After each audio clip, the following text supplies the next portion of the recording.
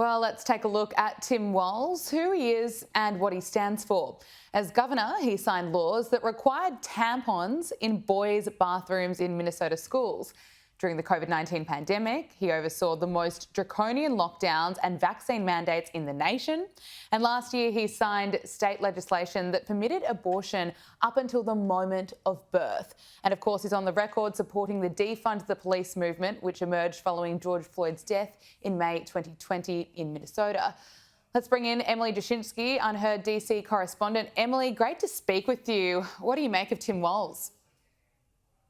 It's a really interesting pick from Kamala Harris because Tim Walz is one of the few people in the country who tests the combination of populist economics with far left cultural policies, as you just listed off there. Everything from tampons in bathrooms for kids grades 4 until they're 12 years old. So middle school, elementary school, very young children. Those are going in the boys' bathrooms because of the bill Tim Walz signed, to being very pro-immigration. A lot of people would just flat out call it pro-open borders.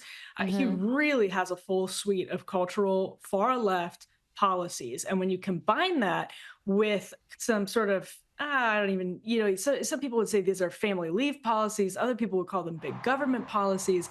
But it's just a rare combination that you see somebody so far to the left on social policies, trans issues, immigration issues, abortion, as you mentioned, also kind of try to be the guy who hunts. He goes pheasant hunting. He tries to sound like I'm just a normal football coach. I'm from the Midwest. I think he's going to have a really hard time acting like he's just a normal Midwestern hunter when he comes with this full package of cultural leftist policies on social issues. Yeah, it's going to be interesting to see how the American people respond to him. Let's look at the trans issue.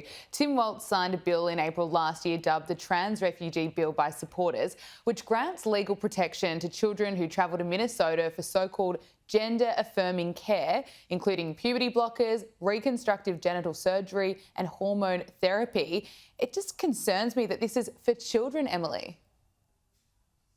Absolutely. And it should concern everybody that many people in the American media are treating Tim Walz like some type of centrist, when this is the type of policy that just months ago he was championing. He did not sign this bill at midnight out of the media view. He did it proudly. He was happy, eager to sign this bill. It has been a big issue for him. He's gone out and talked about how we're making Minnesota more welcoming and more compassionate.